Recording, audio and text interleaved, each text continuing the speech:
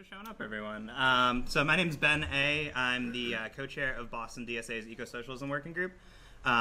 Joe's here with me. Yeah, I'm Joe Herman, also a member of the Eco-Socialist Working Group, and working on some of the active projects in our Take Back the Grid campaign. Yeah, so I can kind of give a little bit of background of what we've been doing in Boston around energy democracy and a campaign that we've been working on for the last maybe a little over a year now called Take Back the Grid. So Take Back the Grid is a campaign that we launched. It's one of Boston's chapter priorities, so it's one of the two external focuses that we have as a Boston DSA chapter. And basically, this was modeled off of Providence's nationalized grid campaign. We saw the success that they were having in Providence with that campaign and kind of started asking ourselves some of the same questions last year when we were kind of starting up the chapter prioritization process. You know, we looked around and we started really asking the question, like, why is it that our utilities in Boston or in Massachusetts in general are all privately owned by the same, I mean, for the most part, privately owned by the same maybe 3-4 companies, gas, electric, they're utilities, they're public, you don't really have a choice in them, but they're investor owned. They're these, big foreign multinationals that are controlling the way that we all get our energy every day. And we started asking, like, why is this the way that it is? As socialists, can we envision a better way forward? So we started the Take Back the Grid campaign, started doing a lot of research into kind of what energy democracy can look like, what features there are across energy democracy campaigns, and we borrowed 3 of the 4 Ds. We call it the 4 Ds of energy democracy. And that's kind of been our guiding principles as to kind of guiding the way that we're thinking about this work. So the 4 Ds of energy democracy that we've been kind of organizing around are to democratize, decarbonize, decommodify, and decolonize. So democratize, we want to make sure that our energy systems are things that we as people in the community and as ratepayers and as people who rely on these systems every day, that we have a say over. Right now we don't. It's all up to these big multinational corporations. They're controlling it. There's, ostensibly regulatory bodies that are supposed to be protecting us, but as we've seen in our campaign, it's all basically industry insiders. They're all people who've formerly worked at these energy companies, and that's who's like pretty much the only thing between them doing whatever they want and the public. So we want a system that we actually have a say in and have some control over the way that we get our energy. We want a system that's decarbonized. It's, we've seen the effects that energy use is having on the planet. I don't think anyone's shocked if I say that global warming is a big deal. It's kind of the biggest thing we're facing right now globally. So we want to make sure that we're building a system that is sustainable, that's something that we can maintain going forward, that's going to be, the system for tomorrow, not just this continuation of, the terrible system we have today that's ruining our planet. We want a system that's decommodified too. Decommodified being, we want to make sure that market forces aren't the only thing that is guiding, guiding how we make decisions about energy. We've seen how the for-profit and for-profit companies and capitalism in general have basically led us down this road. We want to make sure that when we make decisions about our energy systems, that it's things that have the best interest of our communities at the core of any decision, and whether or not that's going to be the most profitable, it shouldn't matter. We want to make sure that we have a system that is putting all of our best interests, and we also think that nobody should go without heat or energy just because they can't afford it. Something that you need to live, especially in New England and Massachusetts, you shouldn't go without heat just because you can't afford to pay a bill. So that's a big part of it. And then we want to make sure that our systems are decolonized. We've seen with a lot of the work that we've been doing that the way that our energy systems impact communities, it focuses on the where we cite things and who bears the brunt of the impact. It's poorer communities, it's communities of color, it's communities with a lot of immigrants, communities where there might not be a lot of English speakers because they can get away with it and hold these public hearings without any translation services. So we're cognizant of the fact that those are the communities locally that are bearing the cost of this, as well as like overall, we live in United States, a country that uses more energy per person than almost any other in the world. And, the Global South is part of this and are, again, bearing the brunt of the impacts of our energy system. So that's kind of the big 4 Ds. I'm sure that other people can chime in on some of those themes later. But based on that, we came up with 3 demands in Boston that we have been really focusing on in the medium to short term, because those are kind of big, right? They're big long-term goals. So we are focusing on, we want to make sure that there are no new rate hikes. If we're going to continue to, we shouldn't be continuing to pay more for the system that isn't working. We're paying more into this. It further, concentrates power in these small companies. We shouldn't be paying more for this. We also want to focus on no new fossil fuel infrastructure. We can't keep building, natural gas as a long-term sustainable thing. We can't keep focusing on, fossil utilities. So we're saying no to any new fossil fuel infrastructure. We also want to make sure that we have a strategy for labor. That's our third kind of thing that we're focusing around. We recognize that, yes, it's important to make sure that ratepayers and people in communities are part of this conversation, but also just that, people who are working for these companies are going to feel a major change, and they should be part of the process as well. So what we've been doing around that, this campaign's been going on for about a year. We spent a lot of the first couple months kind of learning how the systems work, kind of learning where the different, sources of power within our energy systems are, how the DPU, the Department of Public Utilities in Massachusetts, how that operates, kind of what avenues we have to push back. So it was a lot of learning that we did at first, and based on that, we've started putting together educational events where, we do panels like this. The fact that I can sit up here and talk without too many notes is part of the work that we've put in. We've done a lot of info sessions as well. We have a presentation that we've put together that we've given a couple times. We have one coming up this week about just generally how utilities in Massachusetts work, and just as a general, educational session that we'll do for other groups. We're doing it with Science for the People Boston. They're a group of leftist academics. So that's coming up this week. But so we've been doing those info sessions. We've been doing a lot of kind of monitoring and talking to the Department of Public Utilities. There have been a couple main projects that have come up, or proposals that have come up from utility companies that we've been pushing back against. So the first one that we were really kind of focused around was a substation, an electrical substations, basically turning high power or high voltage transmission lines to, local power. But they were building a substation in East Boston that was in a flood zone next to where they store the jet fuel for Logan Airport, next to a children's playground, and it's kind of comical how that is a thing that is happening. But they held all those hearings. I alluded to it earlier. They held them all in English in a predominantly Spanish-speaking neighborhood. So Green Roots is an organization in that neighborhood that we've been working with to push back against that and try to get that substation, not built and moved. It was land that's supposed to be a public park, and looks like it's going to be a substation now. So that was kind of one of the first things we started organizing around. There were a series of rate hike hearings that that National Grid held in April that we went to and attended. There were 5 of them across Massachusetts. We went to most of those and kind of protested and spoke out. We were able to provide public comment against the rate hikes. I think they were mostly going to be used for electric car charging stations, as well as just guaranteeing higher revenues for National Grid. So we obviously are not huge fans of that. There's also been some organizing around a compressor station for natural gas that they're building in Weymouth. It's basically taking liquid natural gas and pressurizing it so you can ship it up north, and this I think is going up to Canada. So they're building that in Weymouth. Those typically leak a lot. They intentionally vent gas. They have a high risk of exploding. So they're proposing that, but they're building that in a wetland area in an environmental justice community already. So again, there's a theme here of these are kind of supervillain level comic bad that these energy companies are using for these sightings. And then the most recent one that we've been organizing around is another similar substation in East Cambridge that Eversource is also proposing. That is going to be, again, next to a school, again in for Cambridge, a poorer part of the neighborhood. So we held a town hall about that. What was that, 2 weeks ago? Yeah, about 2 weeks ago.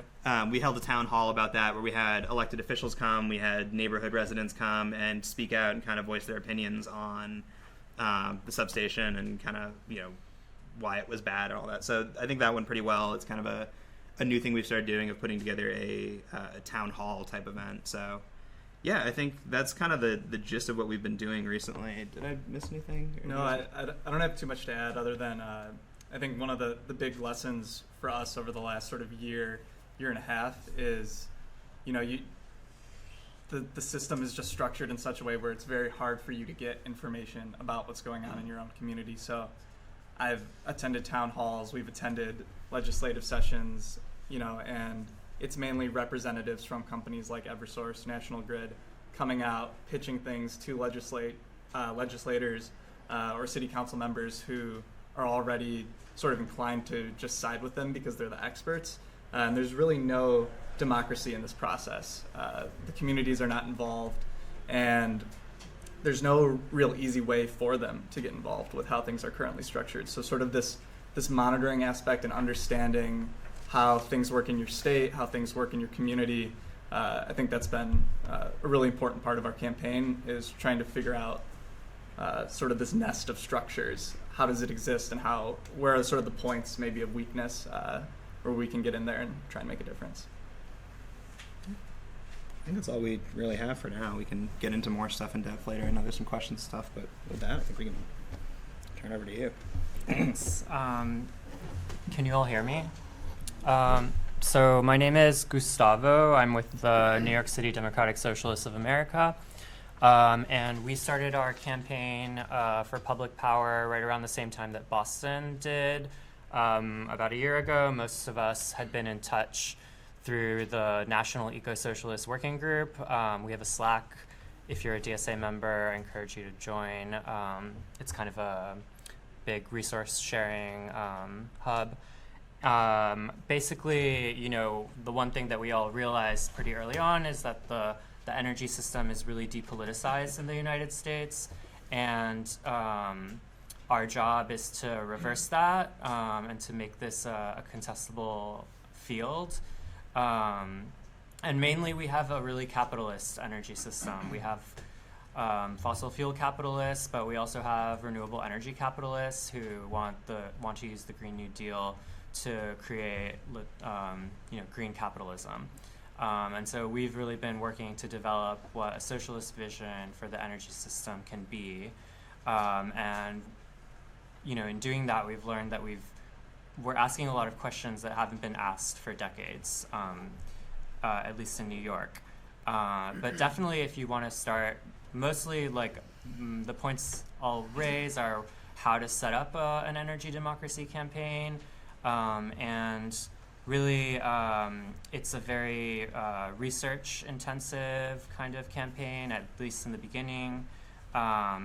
It's really helpful to find a coalition partner who's been working on energy for a while in your area, who can kind of point in the direction of sort of the major power structures.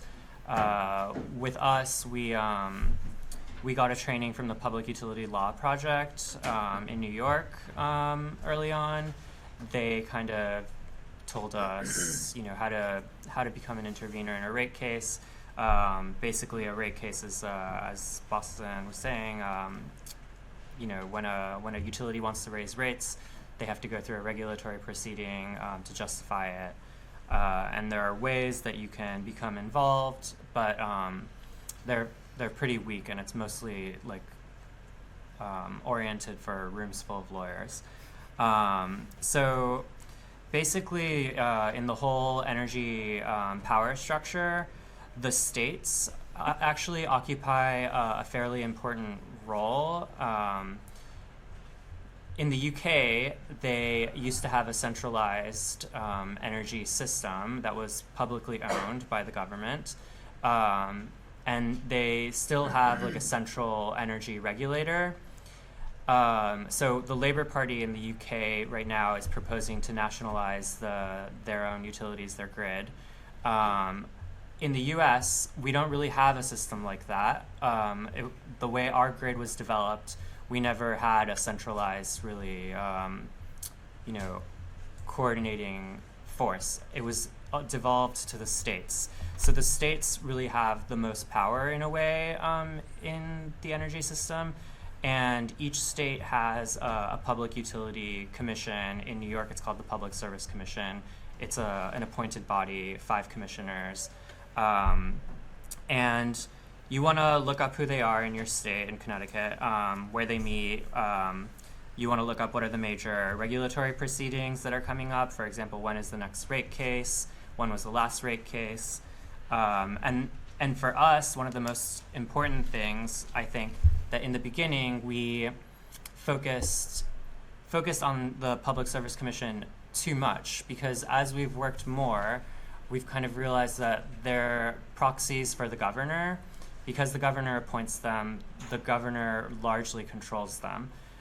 And we have a really, Andrew Cuomo, he's a micromanager. And so we have an unusual situation in New York where the PSC is really just a figurehead and Cuomo needs to be our target in many ways. So that's something to figure out about Connecticut.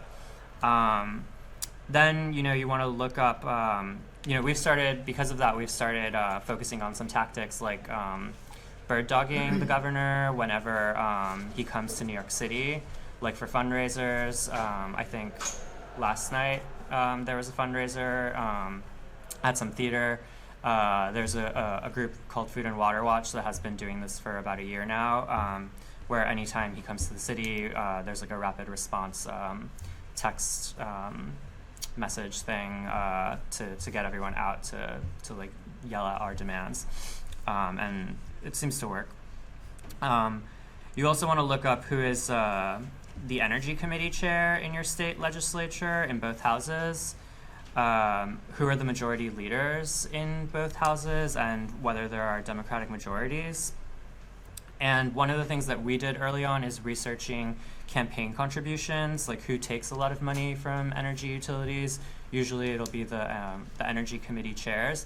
But one thing that we learned is that in New York, the energy sector doesn't really make that many donations compared to, say, the healthcare industry or like real estate. And most of the money goes to the governor because the governor does have the most power in the energy system. You also want to look up who are the energy trade associations. For us, there's a group called IPNY, the Independent Power Producers of New York. So when we're talking about the infrastructure, we have a deregulated energy market in New York, and I think in Connecticut too. That means that distribution and generation were separated in the late 90s or mid-90s. And the distribution utilities, in our case, they're Con Edison and National Grid. They only oversee the wires and the pipelines for gas to distribute the energy. But where the energy is produced, the power plants, that's all controlled by a different set of companies. So those companies, the generators, they have a trade association that they use to lobby and stuff and make donations. Another thing you want to look up is where are the major energy generation facilities, because that'll always highlight like the systemic injustices in the system. In New York, for example, our largest power plant is adjacent to the largest public housing development in the country. It's where Bernie Sanders gave his rally recently. So that's in Western Queens, and we've been organizing there for a while now in Astoria. We held a town hall there, but you can use the Energy Information Administration's website to look all of that up. It's EIA.gov, and they have all that information by state. If you have somebody in your DSA chapter or however you're organizing who knows GIS, you can download a lot of that information. It's really helpful to do. And if you don't know GIS, you should try to learn a little bit because it's really useful. You want to look up gas versus electricity too, like whether your utility controls both, if you have different gas utilities from energy utilities. Another really important thing to look up is their financial disclosures. If they're publicly traded companies, and most of them are, they have to make annual financial disclosures to the Securities and Exchange Commission, and it's called a 10K form, and that is like basically all the information around their finances, like what their profits are, how much they're paying yearly to shareholders, what they're paying to their top executives. For us, for Con Edison, our electric utility, and gas in some parts, last year they made over $1 billion in profits, and of that, $850 million went to shareholder dividends, and so that's really a wealth transfer from ordinary New Yorkers to the investor class, and that's something that we really drive home. And I know that Chicago DSA, for example, actually uses that in their their canvassing script.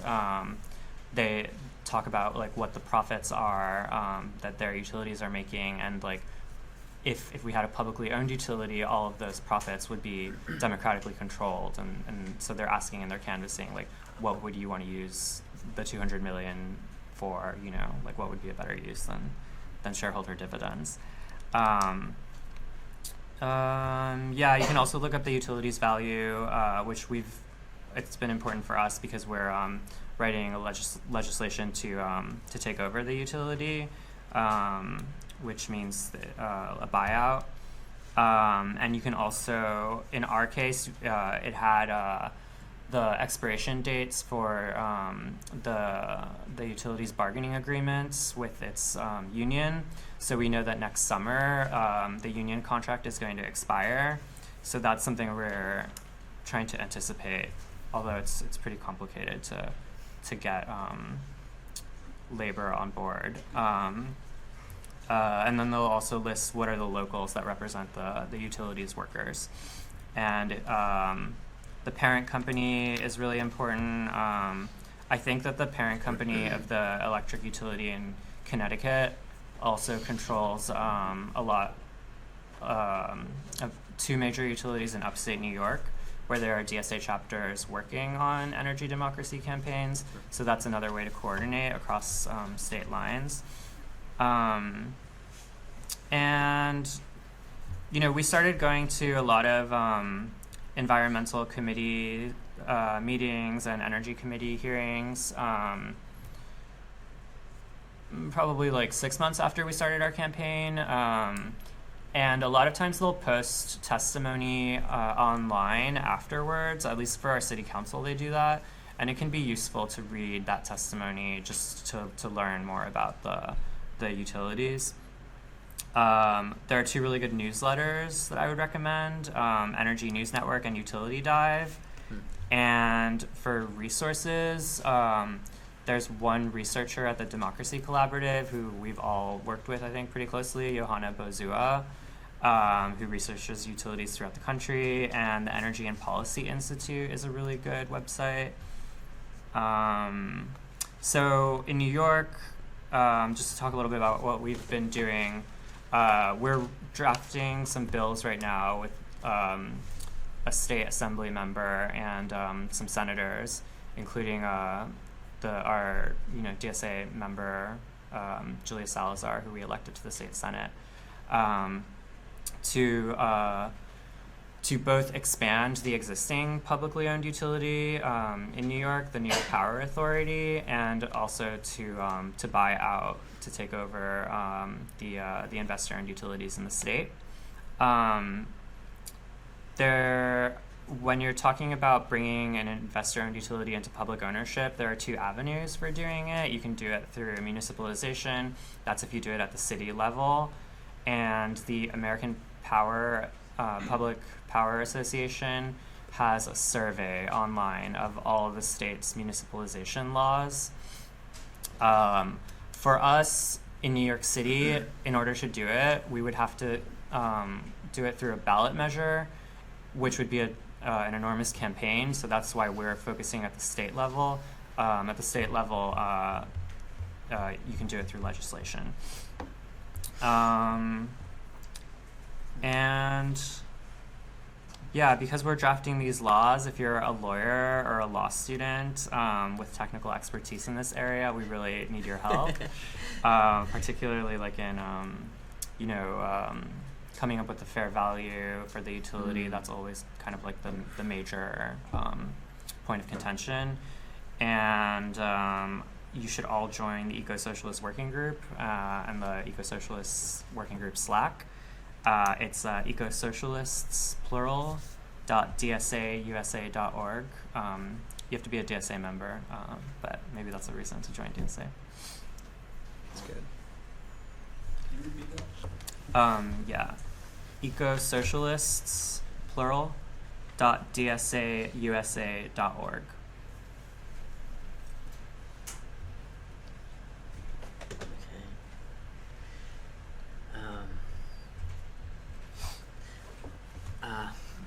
So there's a lot going on in Massachusetts and New York.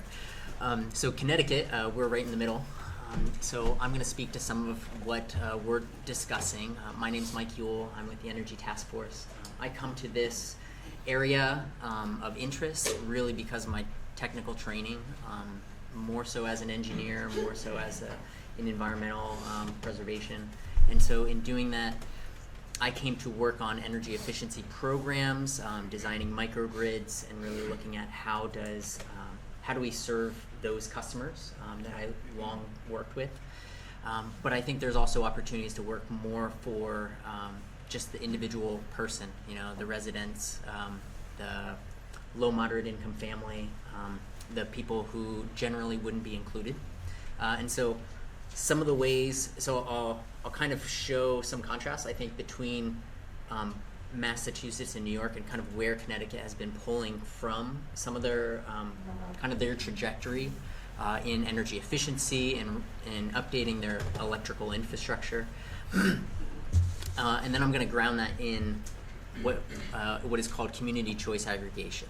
Okay, and so both New York and Massachusetts have had this opportunity for themselves for a while. Connecticut does not have it yet. We are looking for enabling legislation to simply allow this market to exist in Connecticut. Okay, currently, we are not allowed to act on behalf of all of you or all of our individual ratepayers to kind of have a bulk purchasing program. Okay, so similar to things like collective bargaining with a union or with buying things cheaply at Costco or Sam's Club. When you can buy things at scale, you can find lower prices and also ask for that supply chain to provide you certain additional services. And in the same way, we would like to see increased amount of renewable energy on our system and lower costs that is shared equally across all the ratepayers.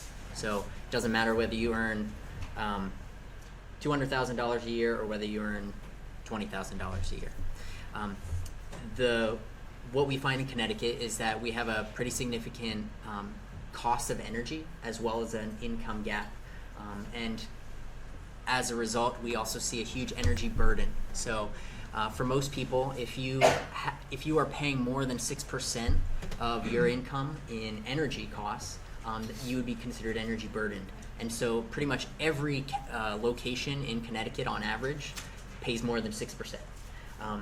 For those that are low and moderate income, it's about 35%. So it's extremely difficult for a lot of families.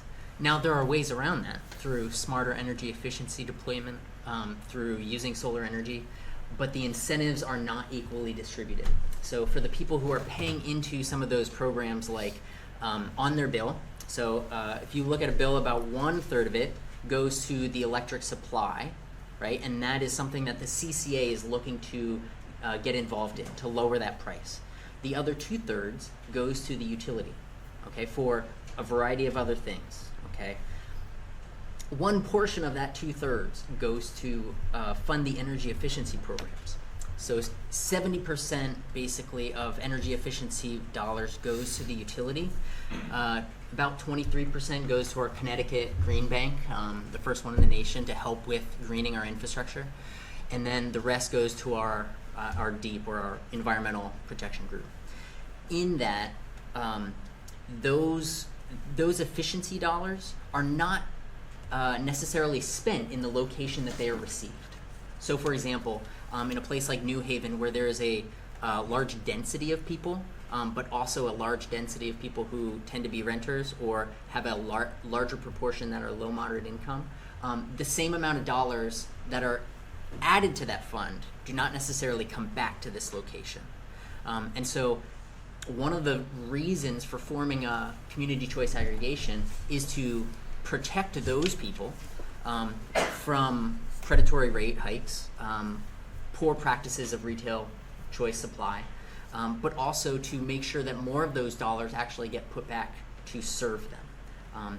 There's lots of reasons why that we won't probably discuss too much here, but in terms of health, safety, and affordability, that energy efficiency tends to provide to the people who receive it. So we tend to see for every $1 that you spend, you get about $7 back in 2017. Nowadays, in 2019, that's moved from $1 you put in, you get about $5.50 back. Okay, and so we're seeing that decline. We think that by allowing Connecticut municipalities to decide whether they will form a CCA, and then for those groups to form it and have smarter ways to deploy those dollars, who may be more knowledgeable about the community, who may be able to speak their language, who may be more responsive to what their needs are, may actually see more projects get done and see them benefit more. So we're looking for basically it's a two-step process. One is state legislation, the other is municipality by municipality, asking for resolutions and adoption of actually forming one. What we have in terms of national studies, and what Boston and New York have frankly helped lay the groundwork for locally, is for a lot of the people around us seeing they're having lower cost electric and they're having an increase in renewable energy that's being supplied to them. Okay, nationally that tends to occur. Okay, the recent NREL study shows it. What we also see is that there are additionalities or additional services that those CCAs can provide by starting at this basic level of data, of capacity essentially and cost savings. But by building that local knowledge, they can then start to build tiered on services such as better efficiency programs, making sure that EV dollars actually can be supplied to low moderate income locations as well as places where there's more density for or businesses. And then there's also microgrid opportunities. Because we now would have the data to actually know who's buying, and who needs energy in those locations, and we're incentivizing deployment of renewable energy technologies, we can connect all the dots and make those places extremely resilient to things like storms, cyber attacks or otherwise.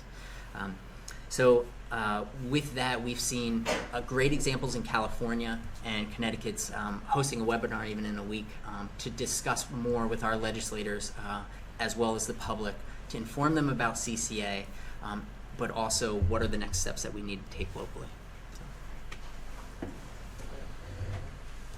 Thank you for that. I will ask 2 questions and then we'll open it up. And following that, we'll then split into more fine-grained discussions. We'll discuss community choice aggregation over here, and we'll discuss eco-socialism and nationalizing the grid over here. My first question is, how do you see your respective local and state efforts fitting within the larger project of the Green New Deal? I did this pamphlet last Go week. for it. Yeah, so I think the Green New Deal has a lot of opportunities within it. It's as a framework. There's a lot in there about prioritizing municipal or state-owned like grids. There's a lot of stuff in there. There is the whole thing about a big national smart grid, but in terms of like distribution to residential homes and things like that, I was reading through Bernie's Green New Deal proposal, which said that it would prioritize or try to give preference to municipally owned grids, but it didn't actually say it was going to set them up themselves. And it said that it was in communities, it would help establish those in communities that wanted it and communities that were pushing for it. So for us, that really seemed to be a way to like, our work is to make sure that we are a community that is pushing for it, that we are a community that's asking for it, that there is a lot of help that is there with the Green New Deal. There's a lot of resources that would become available, but nothing's guaranteed in that. It's not like it is going to create municipal or state-owned distribution grids. So it's kind of, hey, if there's resources up top and there's got to be some pressure from the bottom to get there to meet in the middle, like that's kind of where we, I think, fit in the short term, and kind of how we've seen our stuff kind of fitting in with a broader national Green New Deal, kind of making sure that there is a grassroots that underlies a national kind of top down, so that we kind of cover both sides of it. Anything else from you? No, not too much, I guess, other than to add that sort of like this energy consciousness sort of building work I think is really valuable, because people don't understand how energy relates to their lives. Like they know climate change is happening, but sort of breaking things down from that like abstract idea of we need to convert to renewable energy in order to save the planet, like converting from that into something that's actionable requires sort of, like Ben said, moving from the sort of local level, the ground up, putting pressure on the systems that do exist, and that means understanding them. I think that the Green New Deal is an idea to be contested right now. The resolution that AOC introduced in Congress is non-binding, and if you read it, it's a pretty abstract, high-level principles. It's not really tied to any particular policies yet. And I think that we need to demand that that it not be a way to funnel public wealth into private hands. And that's why we need publicly owned energy, and for as much of it to be run through democratic, publicly owned structures. So I think that that's like the value of our campaigns, that we've been able to open up the discourse and just the fields to include socialist proposals. So I think the Green New Deal has some staying power and some marketing appeal that frankly the energy industry has not had. Right? Like we've had conversations with presidents saying insulation is sexy, and that is tougher, right? So when we think about trying to get more people on board or like being attentive to this, I actually find that as much as I want to wonk out on this, and as much as I love it, I find that more people are satisfied when they know or realize that there's less that they need to pay attention to, if they felt like someone was protecting them and that their costs were manageable and life was affordable in those ways. But I think we've set up a system that doesn't do that. And so I think what I see the Green New Deal is giving, I think, broad appeal for folks who are ready to put like grounded projects in place, or legislation that enables that a broader view or a broader inclusion. And so I think CCA is very much in line with that, because it not only sets up enabling mechanisms, but it creates both the local economies that have a very, very specific focus to address those customers within there. Right? If I was running a CCA in New Haven, there's no opportunity to grow my market to sell to New York or to move outside of there. Right? I have to take care of those people there. Otherwise, my business becomes nil and I don't exist. And so it's it's self-reinforcing. It's the right kind of support mechanism, right? To give very clear feedback and for those residents to see and to, if there's a problem, to object and say, we want more renewable energy, or we want different prices, or different efficiency programs, or things presented in these other languages. And so I think it really gives groundedness to the Green New Deal, but it is a slice, and I think it's one of the places that Connecticut really can step up, where it currently is lagging in some of these from these other states. One more question. I have one other thing to add to that I just thought of while Gustavo was talking was when you said Green New Deal, I immediately thought of Bernie's Green New Deal. That's kind of what I was answering to. But it sounded like you were more answering AOC's Green New Deal resolution, which kind of brings up the point of when people say Green New Deal, there's some confusion as to what that could mean in any given context. And I've seen, I've read through Elizabeth Warren talking about the Green New Deal. I've seen, I'm sure if I looked hard enough, I could find a Cory Booker Green New Deal. There's everyone's kind of latching on to Green New Deal as a marketing phrase now, but what does that actually mean when the rubber hits the road? I think that these types of campaigns can be a model for what that can entail and to be an example for work. We built off Providence. You guys were kind of building around the same time as us. We've seen similar campaigns start to spring up in Chicago, in California. So we can be an example of what a Green New Deal can be that doesn't rely on, whatever the definition of the day from whatever the politician of the day is. It's concrete and it's local and it's grassroots. So. What does local and state level pushback as well as support look like in your respective contexts? I mean, I can kind of go into this. It's difficult, right? Because state level pushback, local pushback, the way things are structured, at least for us in Massachusetts, is what the state's current interests are not necessarily the interests of the people that need energy. And so there is pushback. Support will have to come in the form of like ideological support, essentially, and practical support for things that give the people paying for electricity more say in the process. Like if this process isn't democratic, if it's run from the top down by bureaucrats or lobbyists or people that are working for energy companies, that's not something that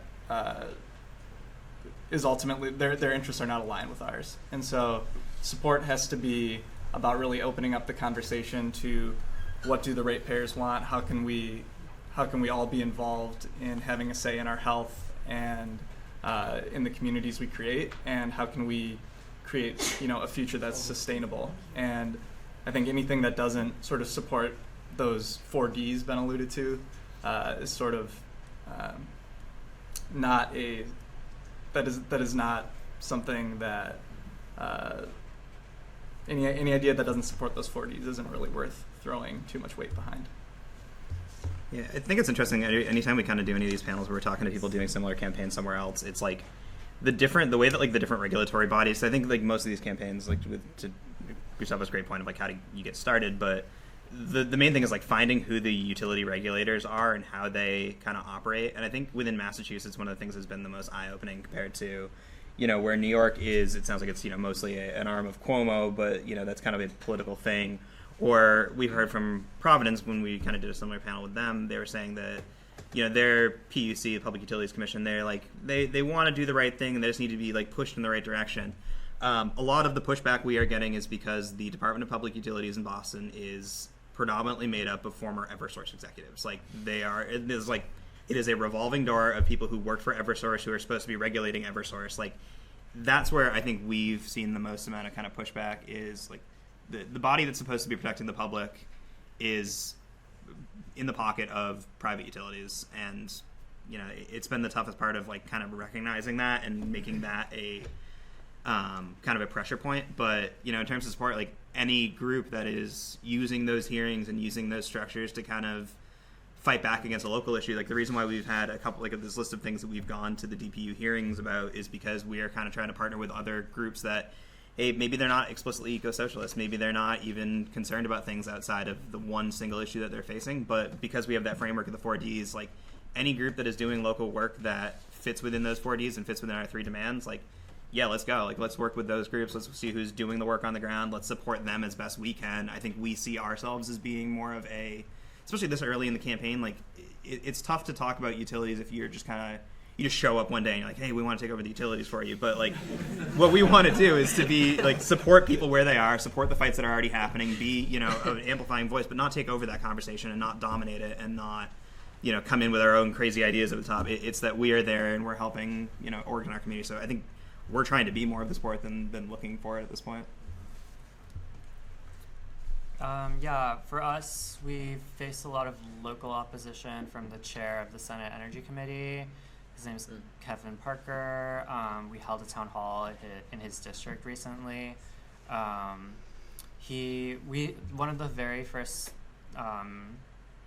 actions, I guess, we tried, tactics, was when the rate case first started for Con Ed at the beginning of this year, we sent a letter to the Public Service Commission to demand more accessible public hearings throughout the city, particularly in energy burdened areas of the city and places that would feel the consequences of the rate case the most. We felt this was a pretty tame demand, but even Kevin Parker refused to sign on to our letter. We tried to get some signatories from local politicians. So, he takes money from the utilities and the independent power producers. So he's, we realized early on through that interaction, through that resistance, that he had to be a target for us. Now he has a primary challenger who has adopted a lot of our platform, so that is helping. We're going to meet with him soon. And then in terms of support, at the legislative level, we've been working with an assembly member in the lower house to draft these bills, and it's really great once you have somebody who wants to work with you at in that way, because they have a lot more resources than we do to do the research and get lawyers to look through all of this. And then the chair of his committee is also giving more resources for it. And our in terms of support from community organizations, there's a coalition called the New York Energy Democracy Alliance that hosts retreats every couple of months.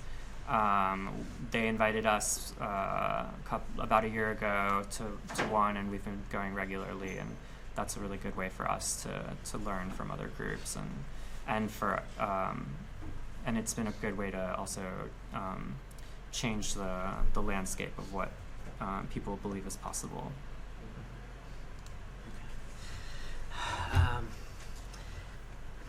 So I think my answer is probably, again, less sexy. I think that there's this set of inertia in Connecticut that just things tend to continue if they are not acted upon, right? Things have continued to move the same way that they have always been. The same industries stay involved, and there are these historical contexts of laws and companies that change names and are eventually bought out by this other, third-party conglomerate, that because of how they developed, they have these rules in place that prevented them from kind of taking each other's business, and now are actually in the way of us electrifying the utility system in a way that can allow us to add the renewables and the controls and the smart grid infrastructure that we actually need.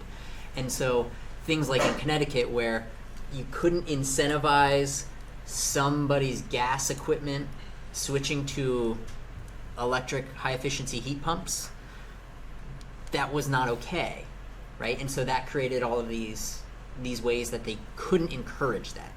And so it just makes the whole industry slow down.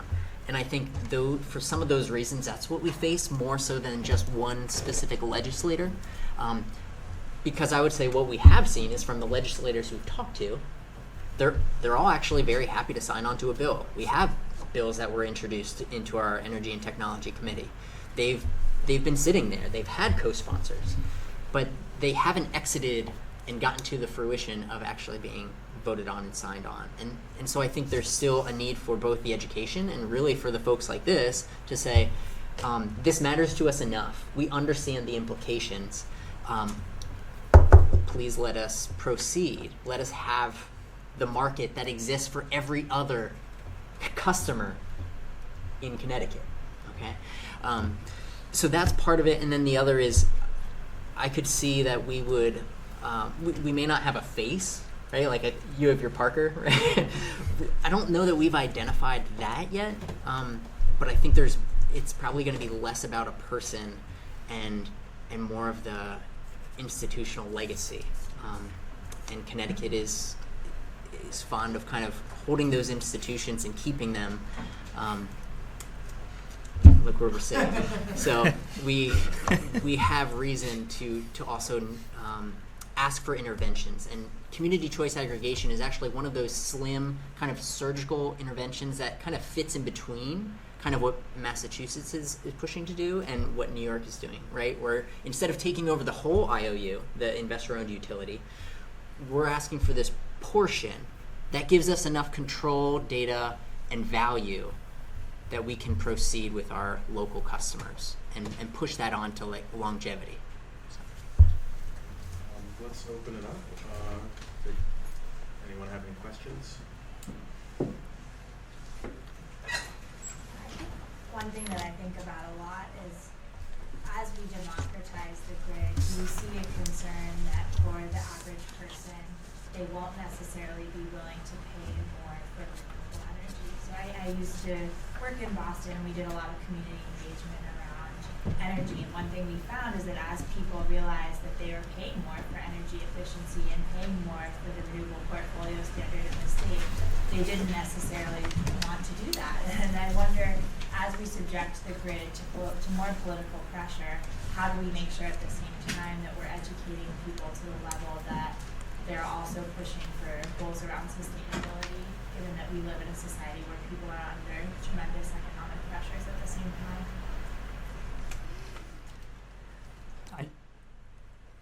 Who wants it? I think this is a really good argument for publicly owned utilities. Investor-owned utilities have very regressive rates, and they're designed in a way that puts the burden on the working class to shoulder the costs of the transition. And if we had democratic control over a publicly owned utility, we could have a progressive rate structure where the rich are shouldering the costs. They are the ones responsible for the crisis, and I think they should be the ones paying for, getting us out of it. In New York, we have a really high fixed charge on our rates. Everyone, no matter how much energy you use, you're charged a baseline fee. It's about $15, and that creates high energy burdens for low income people. All right. So I think there's a number of ways that people can speak to the idea of cost.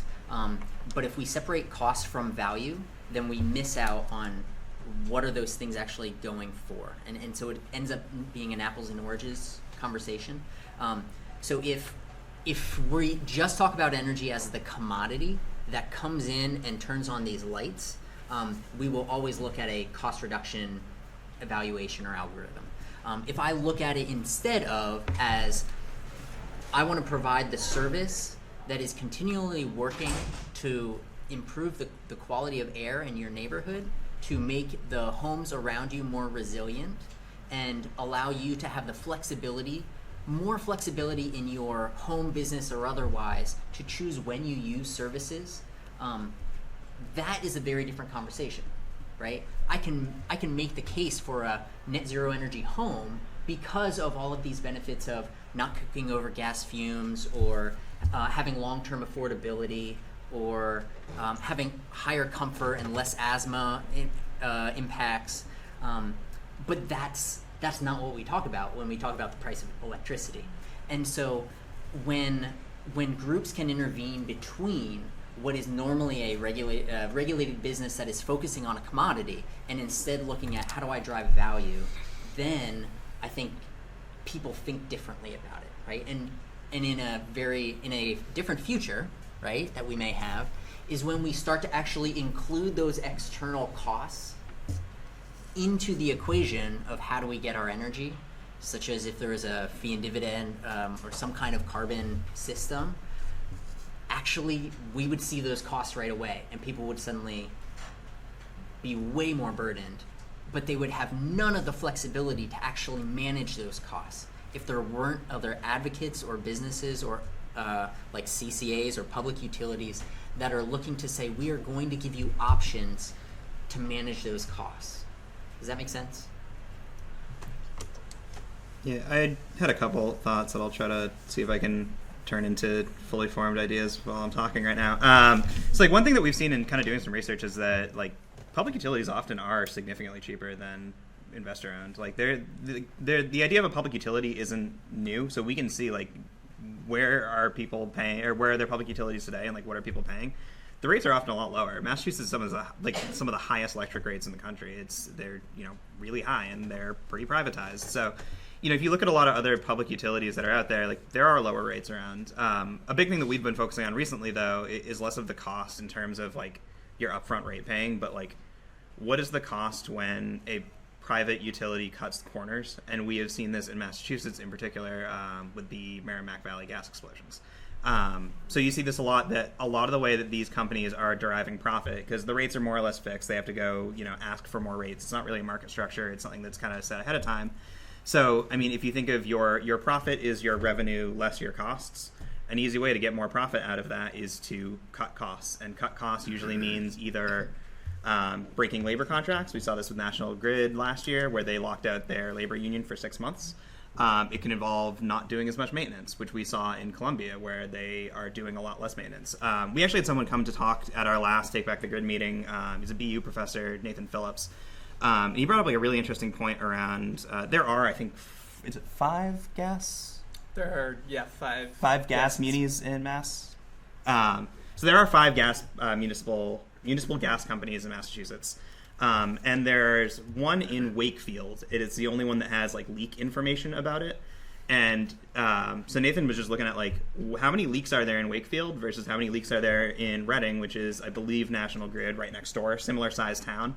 It's like there's 10 times more leaks in a privately owned system because there's more than just the profit that is driving them to do it. Like if it's your town and your utility, like you can actually invest into maintaining the system so it's not just leaking gas all over your town. They don't care. Like National Grid, or I forget if it's National Grid or Columbia. I wish I had paid more attention last week, but Columbia. Is it Columbia? Yeah. Yes. This is why I bring Joe places. So like if there's more than just profit, that is, if you're viewing costs as more than just like rate paying, and if there's more than just profit that is driving your decisions, it leads to better outcomes safety wise.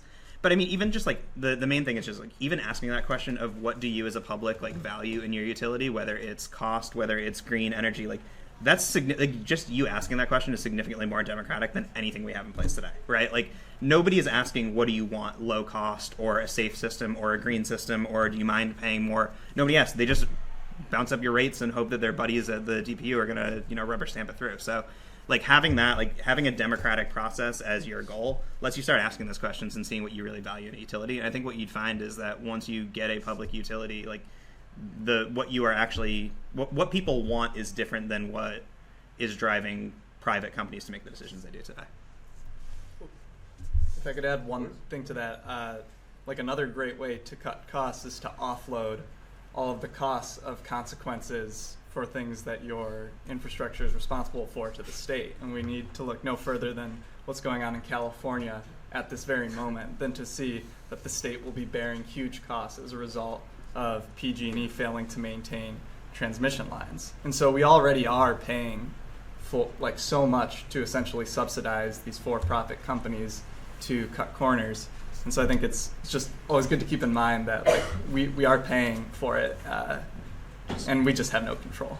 Yeah, that was the Columbia explosion too. Was it caused like $1 billion in damage, and the settlement was for like $143 million. Like Columbia paid like 1/8 of the damage that it caused, and who's left picking up the rest of it? It's either, us or people who live there who just have to live with that damage. So yeah, similar idea. You have a question? Not so much of a question. Can I reflect on something that people said? Sure, yeah. Okay. So, I don't know if you have ever tried alcohol-free beer. I can't recommend it. It's lacking something. Some ingredient is lacking. And I feel a little bit that some of your proposals are lacking an ingredient that is essential. You are suggesting that we pass legislation or get politicians to pass legislation that would actually be against the interests of the people who are paying the politicians. Right? You describe how they take money from the utility companies. If that is true, they are literally being paid by the utility companies. So it is highly unlikely, in my humble opinion, that these politicians act against the interests of those people who they just took money from. I don't think that normally happens. In fact, I've never seen it happen. And that is by design. Those corporations pay the politicians to act in the interests of those corporations, not in the interests of the people. So I find it contradictory when you seem to insist on passing legislation when in fact you have described tonight the obstacles you encounter when you approach those politicians who would pass the legislation. I find it contradictory, to say the least. Yeah. And one final reflection on the Green New Deal. The Green New Deal, in whatever format, whether Sanders or AOC, is attempting to rectify and to avert the climate catastrophe by continuing with the system that got us there in the first place, capitalism. The idea that capitalism can get us out of the mess that capitalism got us into, again, I find it highly contradictory. I do not put my faith in capitalism because it got us into that stage. So I think we really need to look at a different option than relying on capitalism. And I'm glad I'm sitting on this side of the room because apparently we're going to talk about eco-socialism. Yeah, I think like a big kind of to that end, I think a big thing that is kind of what's the word I'm looking for? Like kind of a main reason why we wanted to pursue this at a, like, why are we doing it at the grid? Why are we doing it at like a fairly local level? Like what's the, people have asked us like, why not just go and hope for like, you know, a top-down Green New Deal approach, is that I think that most people don't view their utility systems as being inherently political. I don't think they see it as something that they need to push against. And I think that a lot of what we are focusing on is pointing out some of those contradictions of who is paying who to pass what, who is in charge of these systems, and who, you know, who have they worked for and who will they go work for again. I think like just providing that information to the public and starting to build like a grassroots awareness of how our utility systems work is actually a pretty big drive of this. And what we've started to see is like, as we're kind of getting some momentum and as we're going through municipal election season right now in Cambridge in particular, DSA has 2 candidates, and you know, getting them to come out to a city hall thing or town hall thing and have at least like to start pushing that boundary of like, are there politicians out there, even at a city council level, who would have some power to say no to some of these infrastructure projects, who have some power to like slow it down or to stop it? And are they people who are not being paid by the utility companies? Are they people who are, you know, truly fighting for their communities and for their neighborhoods? And we're starting to get there. But I think that it's impossible to get to a point where you have politicians who are acting in the best interest of people without people who are pushing for that interest in the first place. Like, you want to have people who are pissed off about their grids to the extent that they should be, and have them pushing for change, and have politicians respond to that. Because I think you're right, like, money does talk, but, you know, hopefully we're able to agitate so that people are aware of, you know, the corruption that there is in the system, and, you know, try to get some change that way. But if nothing else, regardless of what the solution is, just getting people aware of how their grids work and why they should be mad, I think is a key part of what we're kind of doing. Sure, you have something? Yeah, I'm just going to say something on behalf of Providence, who wasn't able to make it tonight. So Providence faced an issue where they needed to pressure a politician, and they needed to get a politician to essentially like refuse a rate hike. And what they did was, you can pressure people even when they don't want to by doing something like, I think they printed out a banner of like 200 people who had died because they couldn't pay their heat bills over the last decade, and marched it slowly to the commissioner's house. And guess what? They refused the rate hike. Like, when you build this public pressure and also you make it personal, you target these officials in ways that make it clear, you will make it politically painful for them if they don't work in the interest of people. Because again, money talks, but like, so does not getting reelected. So does having to look at the human consequences of your actions and other people seeing that too. So like, there are ways to pressure that. I just wanted to throw that out there because. Yeah, I'll add to that in New York, the most powerful industry is the real estate industry, in terms of money in politics, and also just the way our economy works. They're among the biggest sectors of our GDP. And last year, with New York City DSA and like 70 other groups, we passed the strongest rent control regulations in decades in the state. And that's because we built a huge movement of tenants that made life impossible for politicians. And we also have built a huge amount of electoral power where politicians fear us. And they've started, you know, at least some of them fear us more than, you know, real estate. And that's how that got passed. So it's definitely like a big problem, money in politics, but it's not insurmountable. So we talked about like low and moderate income people like renting their homes and having to pay a lot of their like income towards utilities.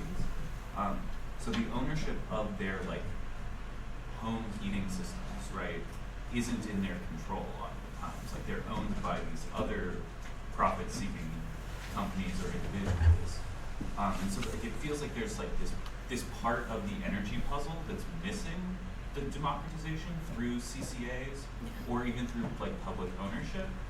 How can we get over that? Because like even public housing options don't have high efficiency, like endpoint infrastructure. Yep. Let me jump in. So there's a lot of things going on in Connecticut, and exactly in that vein. So as much as I would prefer to use energy efficiency dollars in different ways, there are actually, again, very developed ways to think through the relationship between the tenant and landlord kind of discontinuity, or that split incentive, as it's often called, and think through what is a better way to align them so that the default that they would be operating on would align their goals so that they would work together, right? So similar to the way that social or behavioral psychology says, if you make the default that you are opted into your 401k, you are probably going to contribute more to your 401k because it's the default. In the same way why CCA says we want people by default in the CCA. They have to opt out to like move to something else. If you realign those incentives, so you can find a better continuum for both of them. And so it's a question of how do you look at some of those dollars and then allocate some of that financing. And I can say from experience, right? So working with friends who have been tenants, or when I was a tenant, there are ways to basically use the technology that we have now and make that building net zero and make it more comfortable, more rentable, more safe, lower insurance rates, as well as identify those specific buildings and in those specific areas using the same technology that our National Renewable Energy Lab has already developed, right? So if you go onto their website and you look at res stock, you can find a way to basically run a 3D energy model for every building in like a citywide basis, and using public data, right? So I don't have to know a thing about any customer's bill. But the power of that is if you can speak to a landlord and show them, here are all the benefits that you get. Hey, and by the way, your tenants are going to be happier, and there's nothing that they have to do in addition. It can really make it more compelling, right? But it's talking to them in a different way. It's not talking to them necessarily on the values. They may want to hear that, right? Like there's a landlord that I work with now who is basically just doing this exact thing on behalf of her tenants because she cares about carbon, she cares about the environment, she cares about their health, she cares about the long-term viability of this historic building.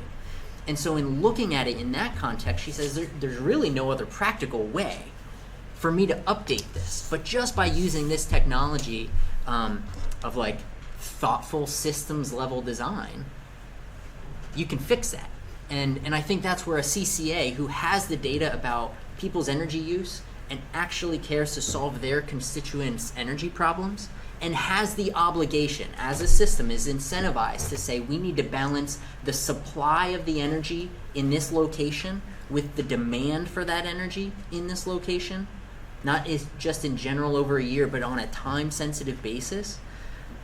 I apologize, I'm getting like super technical into it, but in having that incentive system, they're the ones who are most encouraged to be sophisticated and highly analytical about saying, hey, look, this whole area of low moderate income folks who probably haven't received good landlords or received good experiences for a really long time, they're the best candidates, not only because their buildings suck, right? But it also means that if we spend the same dollars there that we would have in any of these other homes, we'd get so much more benefit, right?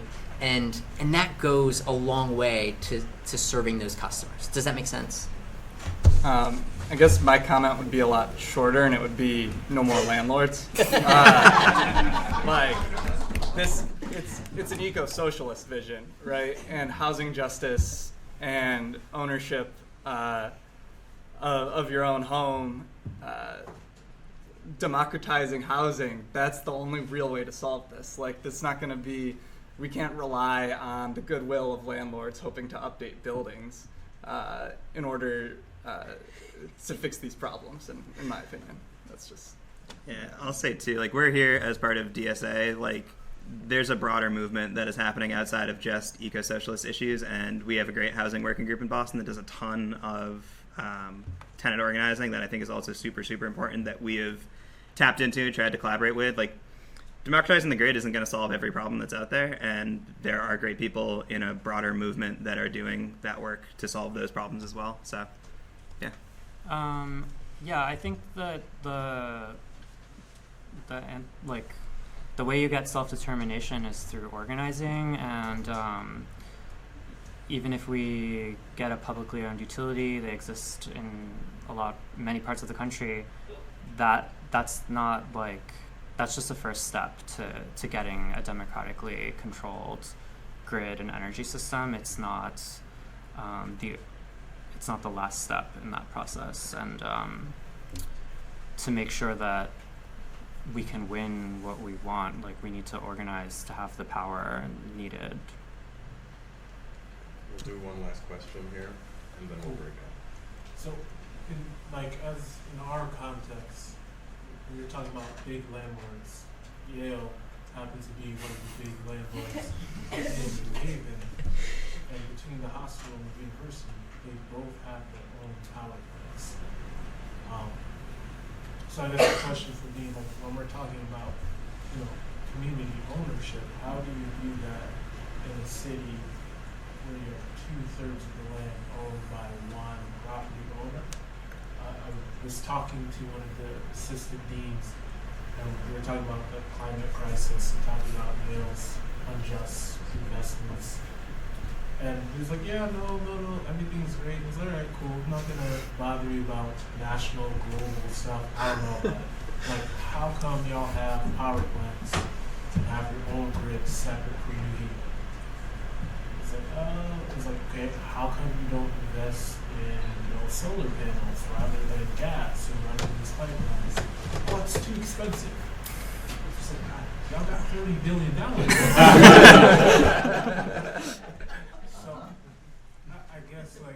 As I'm thinking about it from a Connecticut context, we don't have regionalization.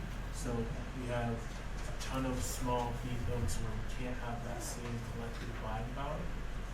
And like a city like New Haven that has 130,000 people, where 2/3 of the land, more or less, is owned by one group, or we have these other housing landlord groups that own most of the property.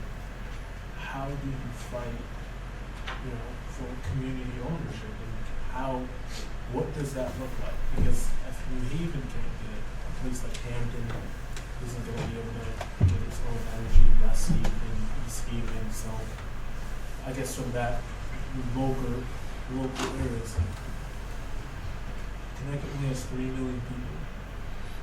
In a place like New York City or Boston, the collective buying power, y'all are able to move on this where from our level, did that question make sense? How do you get bigger people to move?